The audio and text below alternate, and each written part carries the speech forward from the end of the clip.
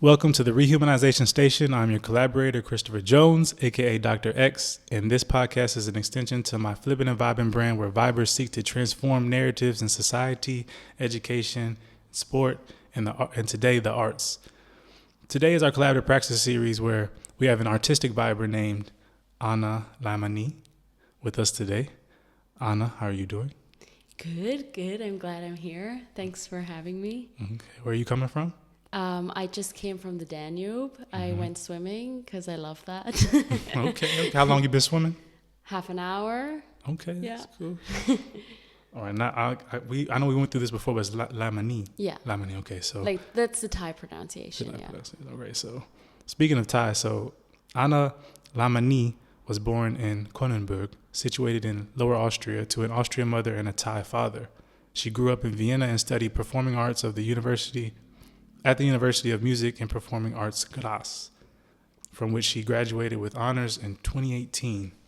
Since then, she has been working as an actor for the Viennese theater Theater in der Josefstadt. Theater in der Josefstadt. Theater in Josefstadt. Sorry, y'all. I'm trying. I've been telling my audience I've been trying to pick up my German, but I'm trying. I can pronounce it when I hear it, when I repeat it. So for 4 years, right? Yes. And Anna has played several roles for Austrian TV series and cinema, such as Wie kommen wir da wieder raus? Yeah. Wie kommen wir da wieder raus? Schnell ermittelt. Schnell ermittelt.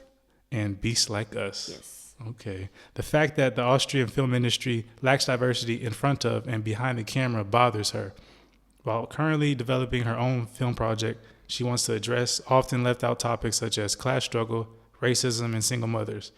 Anna likes combining autobiographical material with fiction and turning it into comedy. Okay. That's cool. All right. So it's going to be a great show today. Now, because you are going to be our first artist, I'd say, on the podcast. So we're going to get into the vibing questions, right? So this is the part of the show where we just vibe and allow listeners to get an idea of your background and your personal interests, right? So Anna, what's your story? Why don't you tell us a bit about yourself? Okay. My parents are also both artists, but visual artists. My mom is a painter and my dad does like installations, and they met in Germany, and then he moved to Austria. I was born. 6 years later, my sister was born, and but when I was 8, they separated, and he moved back to Thailand. So that was a very life-changing incident because he was suddenly gone, and we were writing emails, and I had a very close relationship to him, and also like he was cooking all the time, so he shared his culture with me with food. Yeah, that must have been a great cuisine. I had some Thai yesterday. Yeah, that's cool. Yeah. Do you like to cook Thai? Can you cook as well? I love cooking. Yeah, that's what he gave to me, like the love for food and cooking. What's your favorite thing to cook? I'm very spontaneous. I don't plan much, and I also don't do so much like recipes out of cookbooks. It's more like, I'm craving this and that, and I want to combine this with that. So, but I love rice. Like that's also the very Asian part of me. Like I could eat rice 3 times a day. Okay. Yeah. So sorry for interrupting you. So you were talking about your father and moving and how that's impacted you. Do you ever go to Thailand? Only like every 5-6 years. So the last time has been 6 years ago, and but he will move back to Thailand like forever ever because he's 72 now, and he will retire in Thailand. He doesn't want to live in Europe anymore. It's too cold. It's too expensive. Okay. So my sister and I are gonna accompany him to Thailand and leave him there. And, okay. So how does that make you feel? It's sad, but also I was always prepared for him to leave because he left when I was 8. Then he came back after 4 years. Then I was 12, and it was kind of strange to he missed a third of my life and 2/3 of my sister's life. So we really had to work on our relationship again. And also I lost Thai as a language. I don't know how, but it just happened. This is also an annoying question because people are always like, oh, so sad. Why don't you speak Thai? Oh, what a pity. Okay. And yeah, that's the reason why I don't speak Thai, because he left. Like, Right. otherwise I would speak Thai fluently. Oh, okay. And so we're talking in German, and it's fine for both of us now. Also, his German is pretty good. Okay. And yeah, we've like rebuilt our relationship. So Okay. yeah, and I always knew he wasn't 100% happy in Europe. So I always knew like one day he will leave again. And now I'm actually surprised he stayed here for so long. Since I'm 12, he's been here in Europe, so that's a long time. Right. Yeah. Okay. And how old are you now? I'm 29. Okay. Yeah. Okay. You don't look. I don't like to get into this because people talk about what does an age look like. Yeah. But yeah, you look like you're trying to stay healthy. Yeah. That's good. Yeah. That's also what he like educated me about Okay. like health. It's also a very Asian thing. I think also like my whole family is very focused on, like, not everyone, but my aunts at least, they're Okay. also, they have their rituals, and Right. they do their kaffir lime shampoo, and they eat like papayas every day, and yeah, they have their rituals. Okay. And what is there anything outside of your father that's like within your story, like your family? You say you have a sister. Yeah, I have a sister. We're also really close, but I was more of a mother to her most of our lives, Right. which I don't want to be anymore, because it kind of ruins the sister relationship. But like my mom always wanted me to be like the second parent because he wasn't there. That's why I also want to address these topics in my own projects, because they're so often left out.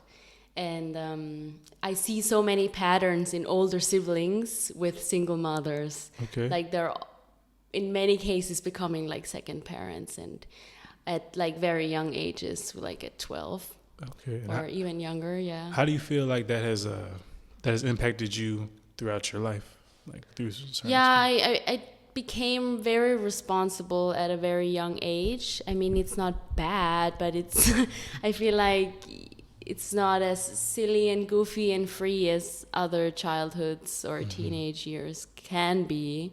Okay. So I was always very, very responsible. Okay, Yeah. that's good. All right. Give me one. Let me just. Yeah, is it not good for the sound? Just speak into the mic real quick. Yeah. Should I be closer? Yes, that's Okay, Yeah, because it's better. We're in Austria right now, so usually I am doing my podcast in England, so we're in a room and there's an echo. Okay, yeah, that's not good. Yeah. But the when you're closer to the mic, that's Okay. good. Yeah. But thank you for sharing some of your stories. Is there anything else you wanted? Like, what about What about afterwards? Yeah. what about your hobbies? Like, what activities you like to do that bring you peace and happiness? Yeah, I love cooking. I love surfing. That's my new hobby since 4 years. Wait. Is this opening up how, the door? Where do you surf in Vienna? Nowhere. I'm about to say, okay, Yeah, making sure nowhere. that's- I'm like saving all my money to do surf trips in Okay. Europe, and I did one surf trip outside of Europe that was in Mexico this February. And like I'm very passionate about it, and like I'm very sad when I'm not able to surf like within like 5 months or so. But Wow, yeah. cool. So there's nowhere here in Austria that you can surf? Is there nowhere? I mean, there's like a river wave Okay. in Upper Austria, but I don't know. I've never surfed a river wave. It's totally different. And now in Munich, they're building like this super posh wave pool. So yeah, but I don't know. not the same. It's about the ocean also. It's not about only that. So I've never been surfing, but I've always wanted to try. That's cool. So how long have you been surfing? Yeah, would you say? like 4 or 5 years. Okay. Yeah. Okay. Yeah. It's too bad because it's. People tell me the weather here is different to England, but I mean, there's a bit more sun, but it's still pretty similar. I mean, well, England there's a lot of gray skies. I'd say it's more gray skies. Here's a bit more sun. I'd say more sun and shine. But okay, so surfing, that's cool. What anything else around? So what are your interests around like the arts, and what type of creativity do you appreciate as an artist? I love cinema. I love music. I love dance, photography, theater, and what else? I'm not so much like a what's it called? Like a conceptual art person. Like when I walk into modern museums, sometimes I feel lost and I feel like I don't connect as well as other people. Okay. So yeah, but with the other ones I just listed before, it's really easy to connect with. Okay, what do you think? How did that originate? Where do you think that came from? Just your interest in art. I think with film and theater, it's because it's like so close to our lives and us humans, and that's the material, human lives and human, desires, tragedies, frustrations, whatever. Right. And I'm a very sensitive person, so I can connect easily with other people's stories and emotions and conflicts. Okay. And how long have you? Where are you at now within your journey? I would say I'm in a transitioning phase. Like right now, I left the theater behind for a while, so I'm really. And we'll talk focused. About why. Maybe. Yeah, we'll talk about why. And I'm really focused on film, really, really focused. But also what's super new is I want to create my own projects and tell my own stories and not only be part of other people's stories. Okay, that's powerful. That's amazing. So within that, could you think of any people who have been influential at different stages of your life? I know you said your father, but maybe anybody else. You mean artists, for example? Yes. Like... I really love the singer Rosalia. Rosalia? Yeah. Okay. Where's Rosalia? She's a Spanish singer, but really famous. Okay. And I really love how she's got this very individual style and expression, and she's also super talented and plays around with being. I feel like sometimes she can be silly, sometimes she can be very super philosophical and deep. Okay. So she has a huge range, and I think that's really, really fascinating. Okay. Yeah, and she's just very playful, and you see that she enjoys that. Okay. Yeah, and also she's super committed to her work. Okay, and how long have you been listening or following? Maybe 5 years. Okay. Yeah, I also went to her concert. Oh, really? How do you spell that? Rosalia. Rosalia, do you know? Yeah, Rosalia. Rosalia, okay. Rosalia. And which genre of music is this? She started off with contemporary version of flamenco. Okay. And now she's doing everything. Now she's got more Latin influences, but also more pop influences. Okay. I mean, her range is so big, and some of the stuff she does I don't enjoy as much as others. Okay. So yeah, she's all over the place, but not random. Right. Okay. and what about let's get a bit more into your background as far as so you mentioned I'm not aware of these of the TV series, right? Because I'm American, right? And some of our audience we have an international audience. So could you kind of explain maybe something around one of the programs that you've done, the series of cinemas? The Schneller Mittel, for example, is the Austrian TV series. It's very popular, I think, since maybe 2008, something like that. Okay. And the main character is a female investigator, detective. Yeah. Okay. And she's maybe 50 years old already, but very, very agile and energetic, and also very stubborn. And it's a fun character because you can't really put her into a box, but you like her, although you're sometimes annoyed by her. So it's I like her character a lot, and she's accompanied by an older colleague who's not as agile, and so it creates a comedic dynamic between them. So, And what was your role? And our episode was about an Austrian Asian family, Austrian Chinese actually. Okay. So that's why I got cast, because that's the industry problem.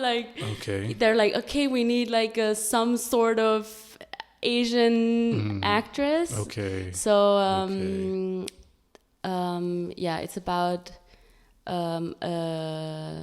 actually the grandmother is Austrian, but she studied like Chinese studies, or I don't know how you call it, Sinologie in German. Okay. And so she met like a Chinese man, fell in love, they had a child, and I'm her grandchild. Okay. So it was actually only my mom, an Asian actor, and me. So it was only two people against like a whole white set. Okay. And on our first rehearsal, when we're just reading the script from the tables, we had to listen to like a racial slur that was part of the script. And then we had to discuss that with everyone in the room, and it was the first meeting with everyone, like with the producers, with the director and everything.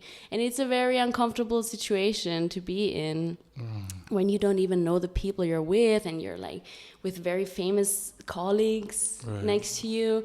And the first reaction was, yeah, but that's normal. We cannot deny racism, which is true, but you can't also like repeat it and repeat it and repeat it, because it also normalizes racism. When people like watch it as a joke, then they think that's okay to say. Right. And how old were you at this time? At this stage? That was 1 year ago. 1 year ago. Okay. Yeah. And so, how did you and your colleague navigate that?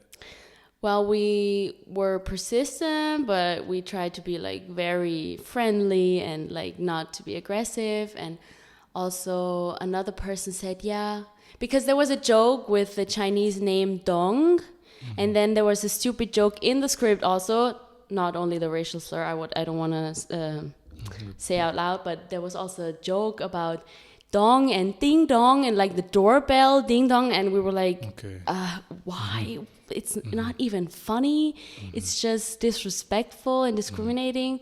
And then one person was like, yeah, but they made fun of my name too when I was a child. It's normal. And then later she apologized, and I really appreciated that. And also after discussing it, the director also said, okay, no, if it's hurting people, we won't need it. We will cancel that.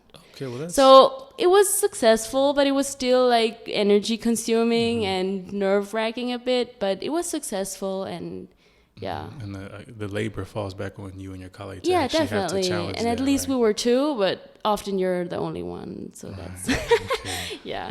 Well, thank you for sharing your story. That's going to get us into the next part, which is our flipping questions, right? So let's flip it, shall we? Now we will get more into how you flip the script to traditional narratives. Yeah. And how you do that within that, right? So I've had a chance to speak with you and view the work you're doing around filmmaking and the industry. So for our Vibe audience and us too, let's flip the filmmaker's script, shall we? Yes. So we kind of just discussed about your experiences within that show, right? Was it a show or a movie? Yeah, it's a show, yeah. Okay. Series.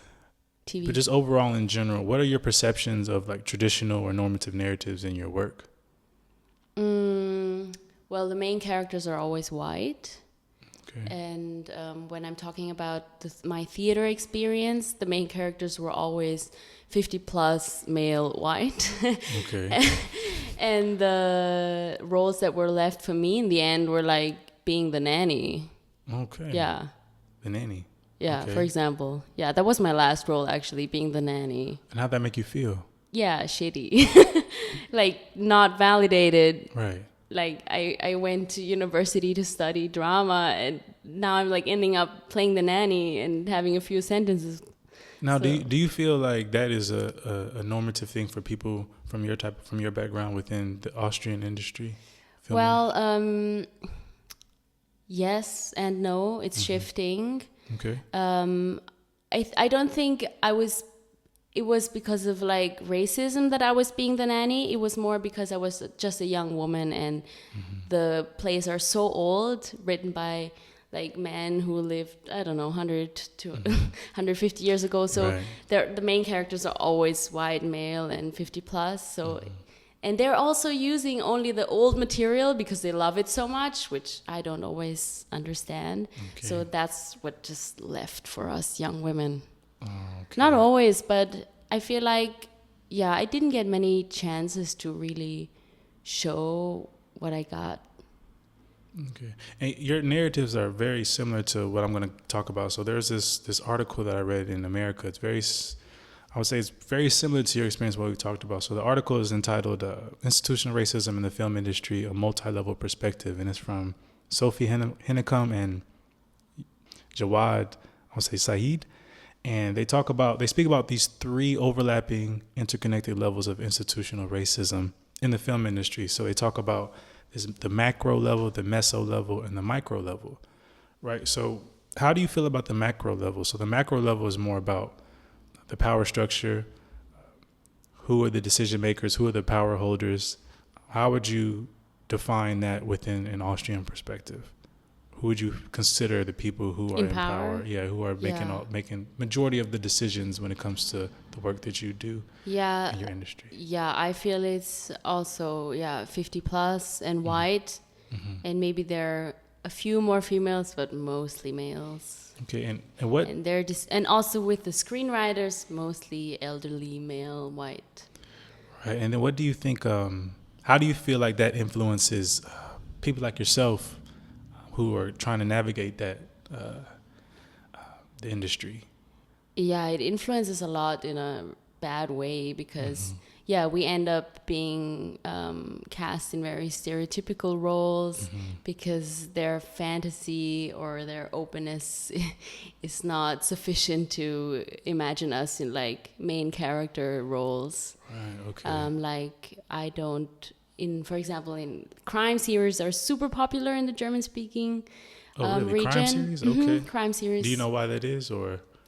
I don't know. I think it's a cultural thing. I think some cultures love and dramedy, stuff like that more. And I feel like German-speaking people like the analytical part of crime. Okay. So they can figure out themselves and feel smart about themselves. Okay. And to be honest, not so much about relationship, but more about like plot and intrigue. Okay. To be honest, this show called Law and Order Special Victims Unit in America was really good too. Okay, so but the crime series is more German. Yeah. Okay. And for example, like the main characters, they get like 10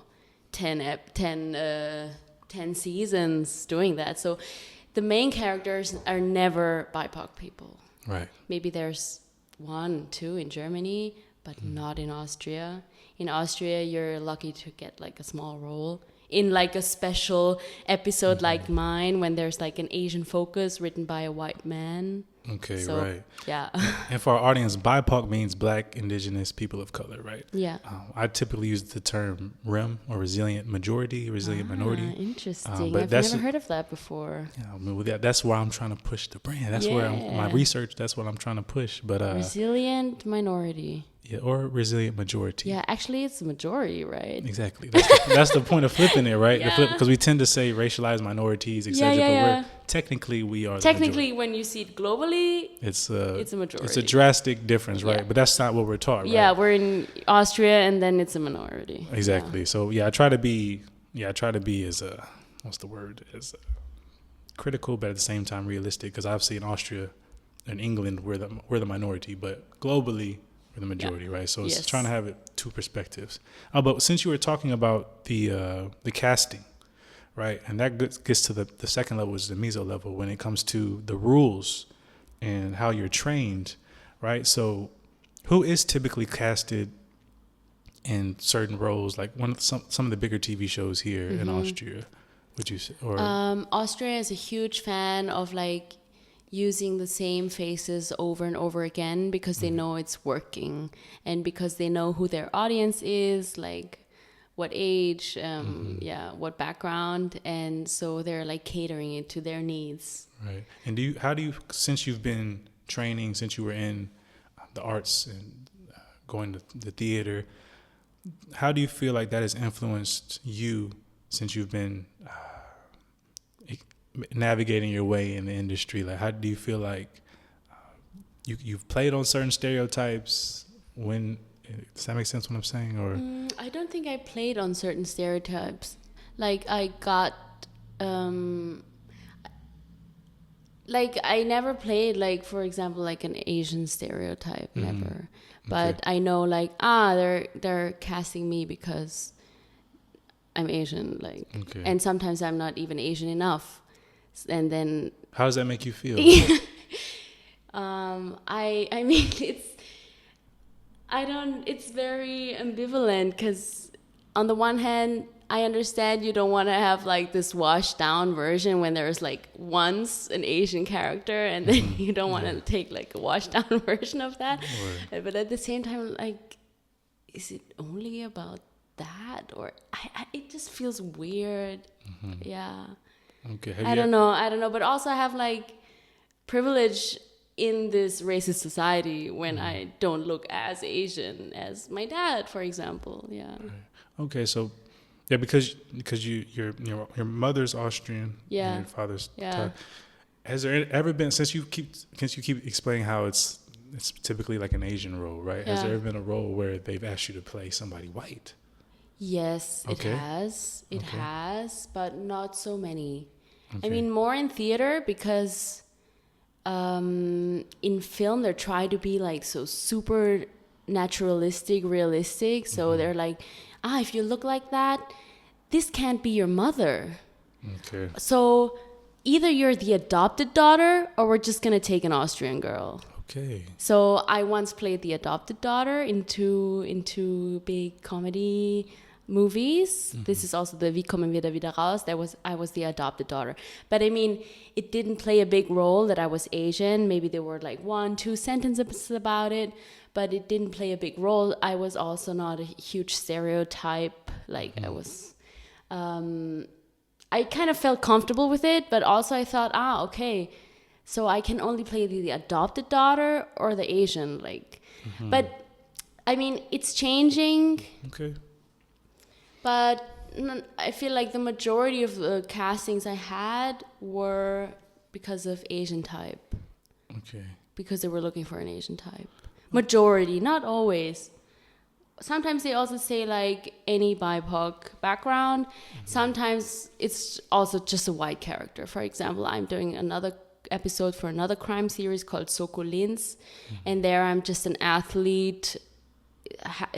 She's got an Austrian name. It doesn't say anything. This is just a normal white character. Yeah. And that's interesting. I never thought about it as far as from both sides. It's because because what do you identify yourself as? Because I remember we had a conversation about this, right? Do you see yourself as, some people with your multi-ethnicity consider themselves dual ancestry, mixed race.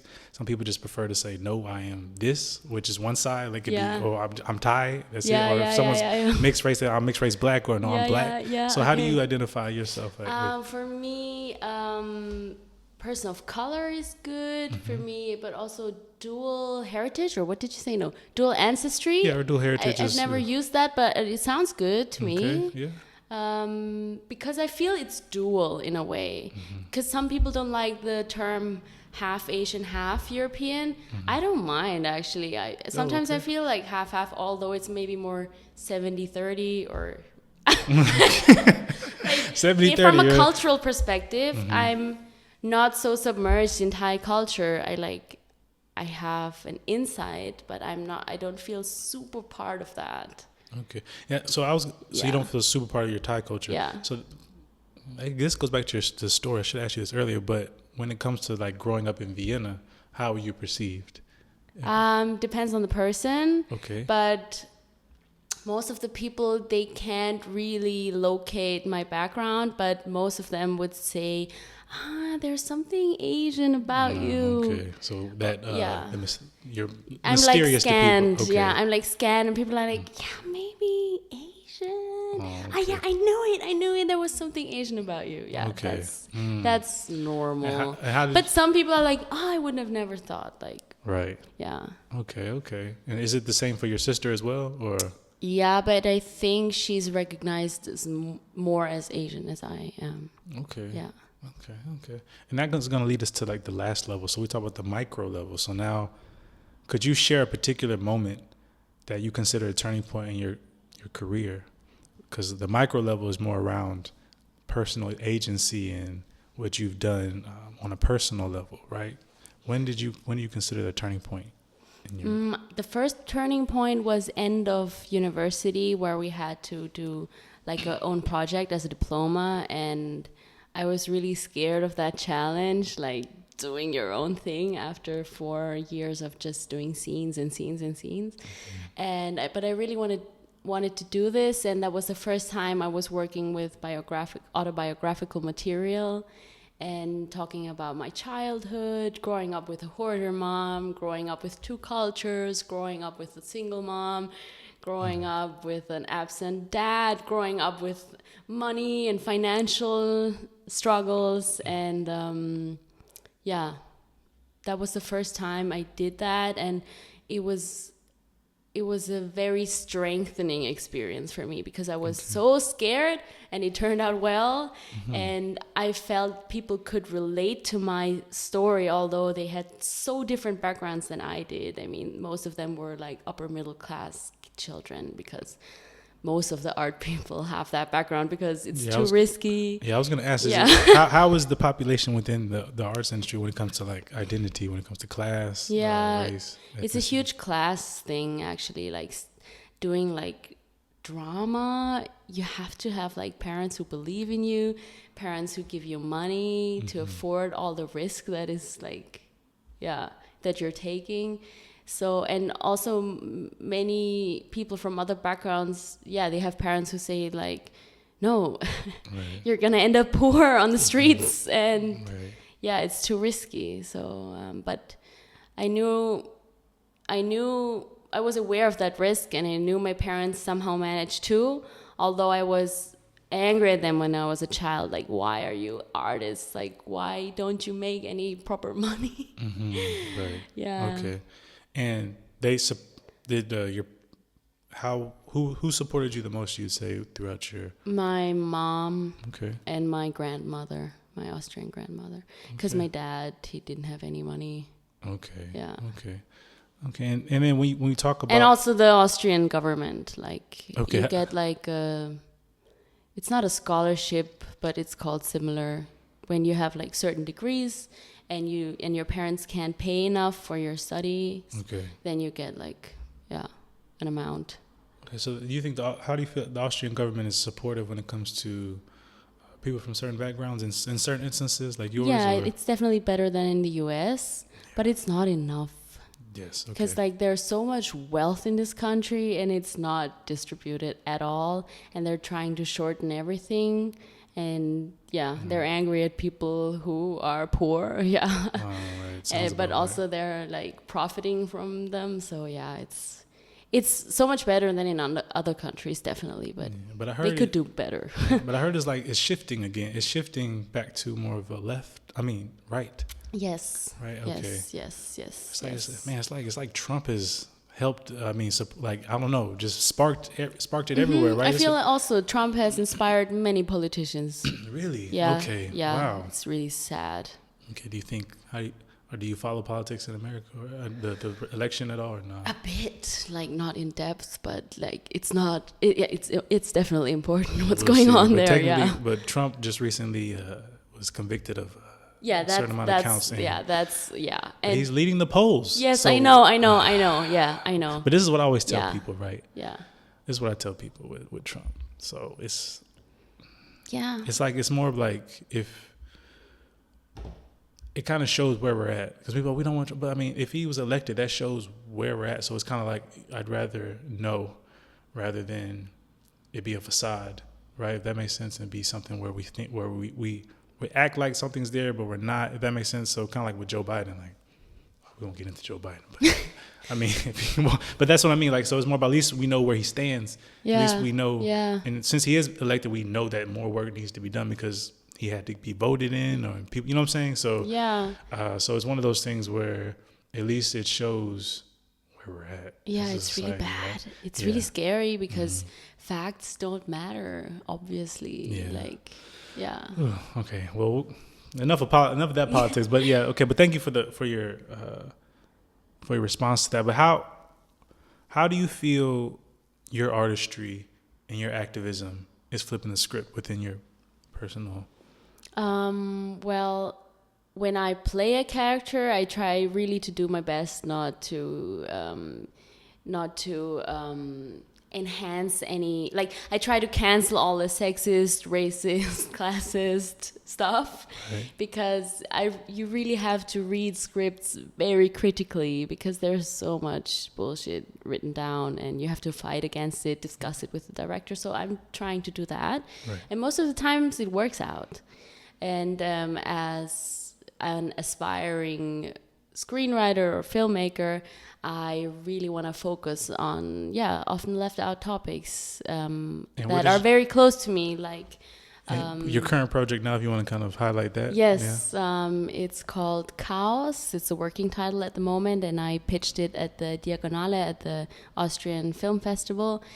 And I got a production company who's now supporting me. They're not saying like, we're doing this, but they're like supporting me on the way to like prove myself to be like capable of doing this, because I mean it's my first project, so it's kind of difficult to like. Yeah, how do you feel about it's your first project, your big project? How does that feel like? It's super exciting. I feel like this is the second big turning point in my life. The first one was my first project at university, and now this is my second big turning point, like 6 years later, where I'm like, okay, no, I want to tell my own stories, and I want to talk about being poor in an upper middle class environment like I was as a child and as a teenager, and all that struggle with keeping up and pretending not to be as poor, or like studying like the social cues and details of the upper middle class and trying to imitate that.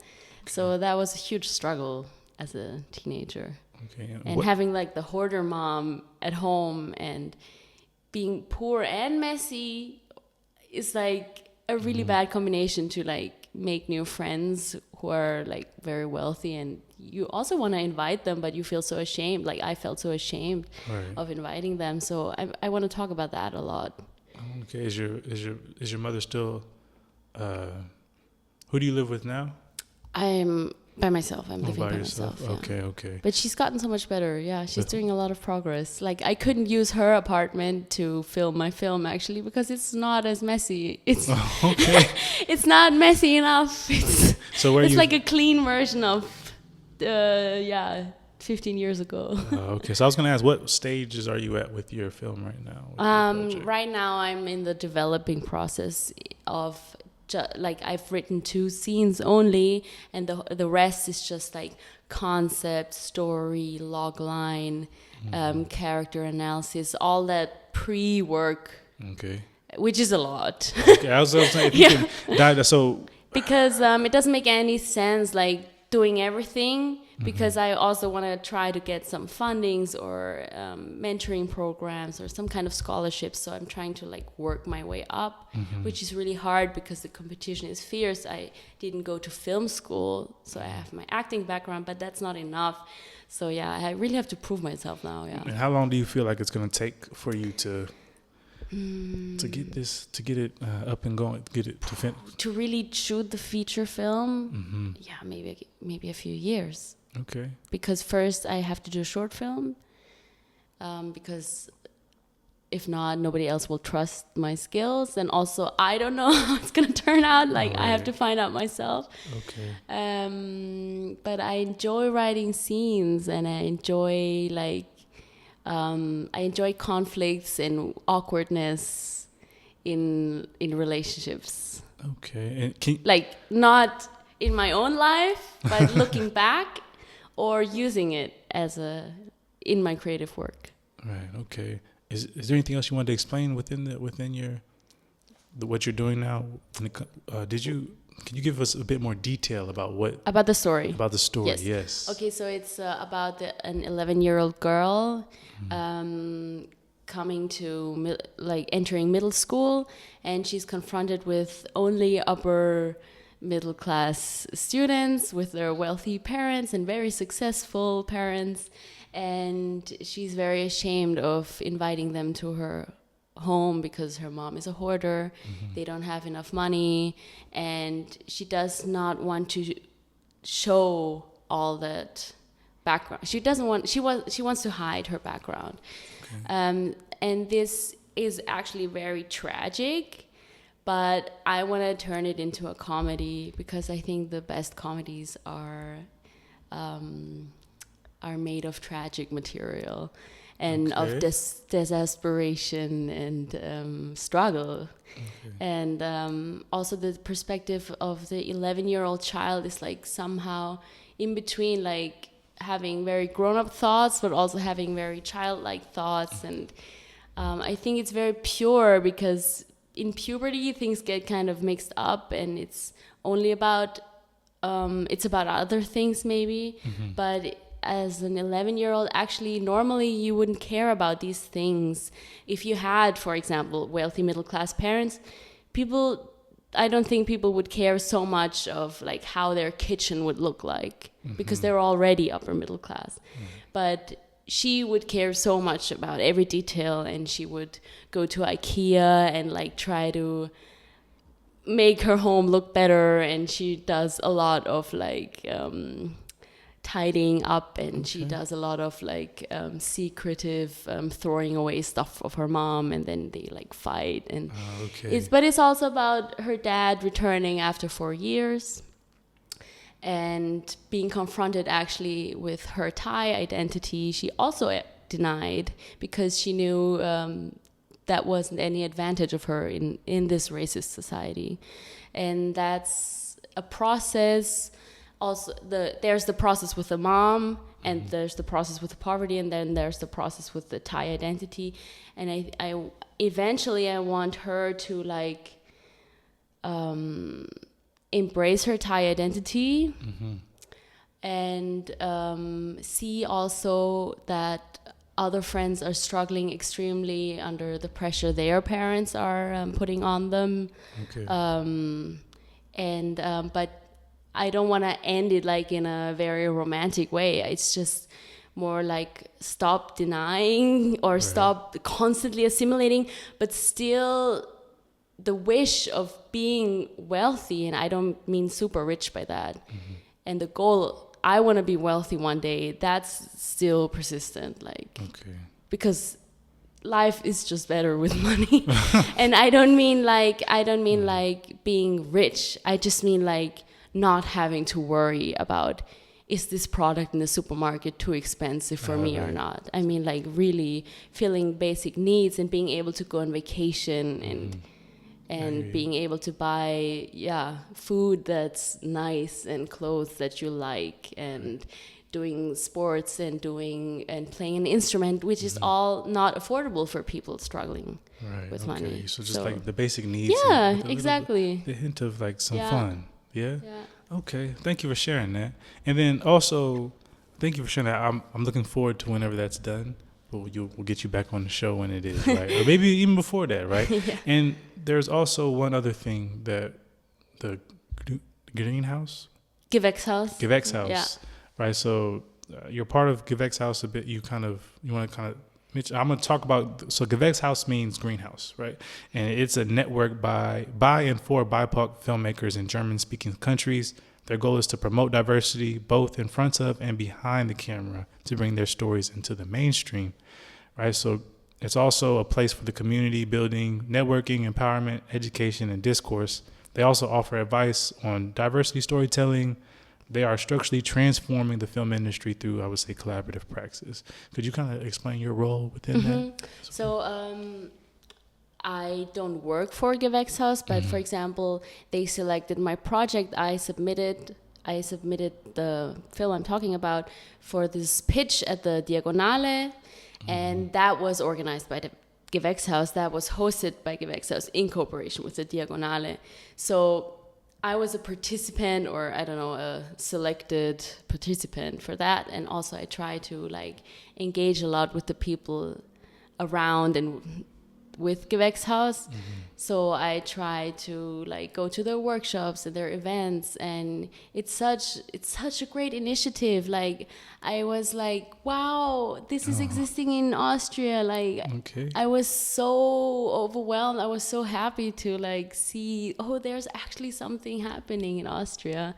And I think it's like so great, and they're also very well connected in the industry, and this helps us. So so much, like having the connection to them because they're well connected. Because otherwise, it's so hard to build up a network. I feel, so So if you lost, and there's so many children having like famous parents who are in the film industry, and of course, it's very easy for them.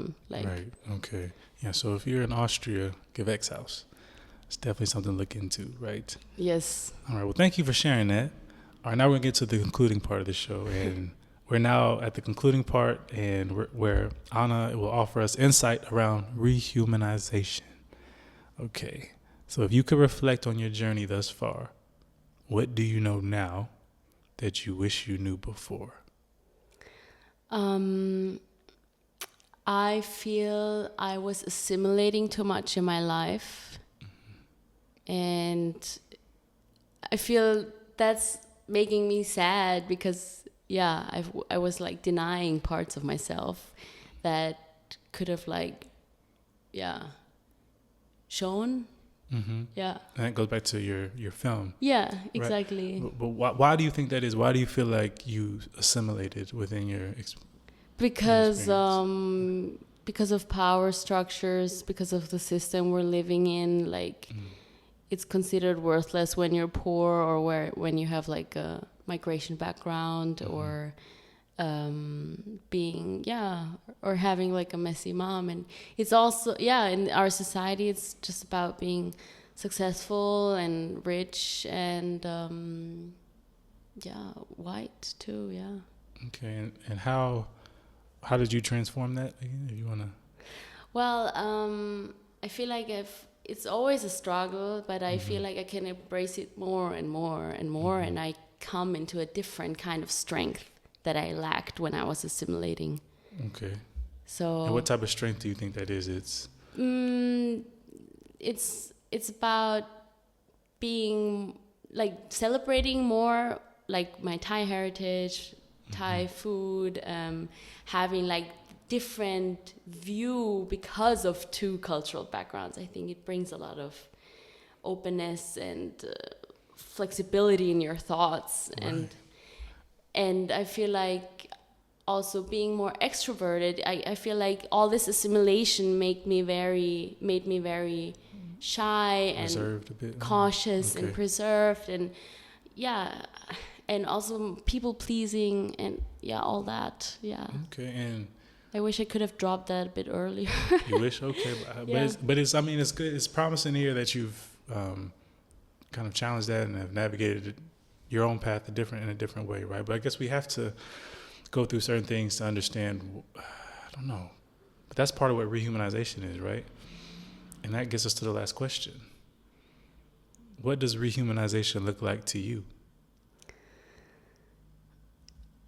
First of all, it's actively fighting against your own prejudices you have against other people. Okay. Well, okay. Because it really takes away so much from them and their story and their identity. But we cannot deny that we don't have any prejudices. It's bad, but like actively working against them and seeing, okay, it's different than I thought in the first place. And treating people with respect. I feel like especially in theater and film sets, there's a lack of respect in so many situations I've been in and seen, and there are so strict hierarchies, and sometimes the tone is just not good. Okay. And I feel like that is like the basic human decency. I mean, I love how you said that, the first part you said about not removing your prejudices towards other people. Right, that's a big way of flipping the script. So how do you feel like that's something you did, that you had to do within I'm trying to actively do that because prejudice pops up and I'm trying to like how do you do that? How do you feel like you do that? Counter thoughts, or also like staying open and curious about that person, not like closing down, putting them in a box. Right. Okay. Yes. Yeah, that's really good because part of the work I do is around looking at the self, and when you love yourself, you have the ability to look at people from a different perspective, right? And what we tend to do is we tend to become judgmental bullies because of our own insecurities, right? And that's something that I had to go through, especially with through certain journeys of my own, right? I explained this in episode 1 if people want to tune in, right? Just about my homophobia and how where that stemmed from. You mentioned that, Where that stemmed from and how, I don't know, it's just about, sometimes we think we love ourselves, but sometimes there's a difference between love and like confidence. I don't know the term to say, but so the whole point of rehumanization for people, for you, just the audience, for you, is just about understanding. We talked about the structure today and how that influences our perceptions. So, and we're all impacted by it, right? So that's why I say rehumanization, because in my theoretical argument is that we have all at some point in time been dehumanized by the structure, definitely, right? And have dehumanized other people too. Yeah, exactly. And that's part of like what you just said about how not looking at people through a certain lens, right? And being open and honest and curious. And the whole point is that we all must rehumanize in order to move forward, right? Rather than saying, oh, you need to do this, you need to do this. Well, look at the self first, and then we're able to work collaboratively together. Yeah, and not creating like status differences between people. Yeah, exactly. So, but thank you for that. That was a great. That was cool. Like I like that because that's part of the work that I do. But that's something that was different as well. It's interesting how people have certain definitions around it. That was a really good one. Thank you so much. Everyone's been great with that answer. It takes a lot of thought, doesn't it? Like just to think about it. Because I could like come up with other like answers. Yeah, that's because it's a. I had also a list on my phone. I mean, because it's a process. So you can. It's anything that's about like drawing love and people working together, etc. So and it's like many small parts also. Like, exactly. So it's not one grand gesture. It's exactly. Just, so details. It's a journey. But thank you for that. And thank you. Yeah. Do you have anything else that you wanted to share that you haven't shared yet? No. No. Okay. Do you have any social media handles or platforms that people can follow you on? I've got Instagram. It's or do you say period? At. But it's the... We say at. You say at? Yeah. I think, at? No, we just say at. I mean, you could say... Okay, what do y'all say? What do you say? Or you mean the... The at, yeah. At? No, I don't mean the at. Oh, what do you mean? It's... My Instagram is a.laminat. Oh, okay, I got you. And it's just a period sign. Do you say Okay. dot or period? Oh, yeah. You can, what, dot? Or a.laminat. Laminat. Okay. Yeah. A.laminat. Yeah. And I'll post laminat is German. It means like this cheap plastic floor. Okay. And it's just like an Austrian uncle was like, laminat. So it was just like a fun nickname because you learn something new every similar day. to my last name, but Okay. no, I liked cool. it though. I That's liked cool. it because it's trashy somehow. That's cool. Okay, I remember that. But I'll put it in the description as well for you. But thank you. Anything else that you No. want to say? All Thank you. Well, thank you for Thank you so coming. I much. really appreciate you being here. It's been an amazing talk. Thank you for helping us rehumanize on the industry and the arts and filmmaking. And I'm excited to see your journey in the next couple months, in the next few years or so. We'll definitely get back. You'll be back on here. We'll talk about it. Okay. Yeah, thank you so much. All right. Thank you so much for your time.